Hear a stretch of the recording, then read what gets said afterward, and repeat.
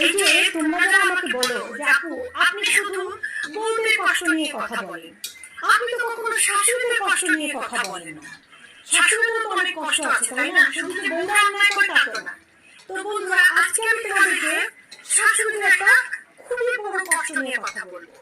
ঠিক আছে? শাশুড়িদের যে মনে কি কষ্ট, বিশাল বড় কষ্ট, সবচেয়ে বড় কষ্ট নিয়ে কথা বলবো। আর সেটা হচ্ছে শাশুড়িরা সবসময় মনে এই কষ্টে ভোগে, শাশুড়ি যখন বউ ছিল, আমাদের শাশুড়িরা যখন বউ ছিল, তখন আমাদের শাশুড়িরা মানে যে পরিমাণের কষ্ট আমাদের শাশুড়িকে দিয়েছে, ঠিক আছে, সেই পরিমাণের কষ্ট বা সেই পরিমাণের দুঃখগুলো আমরা কেন পাইলাম না? আমরা কেন এত আরামে আছি আর কি? এত আরাম আল্লাহ আমাদেরকে দিছে।